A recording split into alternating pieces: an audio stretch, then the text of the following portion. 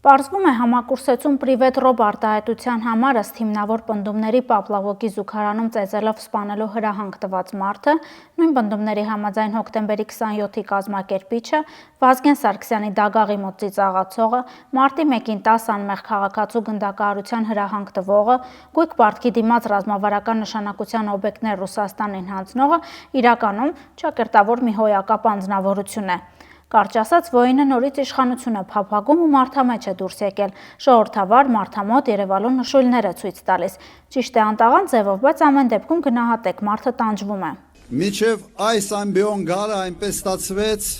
որ սենց համբուրվելով են գալիս եւ այստեղ հենց այս կետում իմ գրասենյակի ղեկավարը Բագրատ Միկոյանը ասում է՝ «Պարոն նախագահ,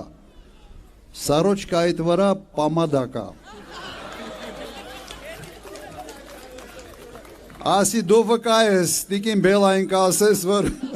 ուրիշ բան չի եղել։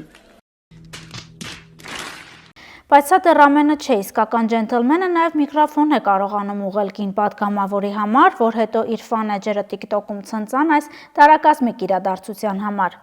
Իշխանությանը կրող, ներողություն կռող Քոչարյանը պատրաստվում էր իշխանությանը մինչև քոքը մաշեցնել դեռ 2021-ին, բայց Զադեժկայի արդյունքում մաշվեցին իրենք, Քոչարյանն ինքը դա խոստովանել է։ Այս մենք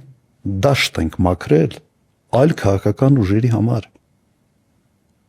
Միգուցե նաև որոշ չափով մաշեցնելով ինքներս մեզ։ Չենք հրապարակում ԺԵԿ-ի տեղեկանքով նախագահ դարձած Ռոբերտ Քոչարյանի արյունոտ տասնամյակի բոլոր դրվագները, պարզապես հիշեցնում ենք Կարմիր կովի մասին ժողովրդական հայտնի ասացվածքը։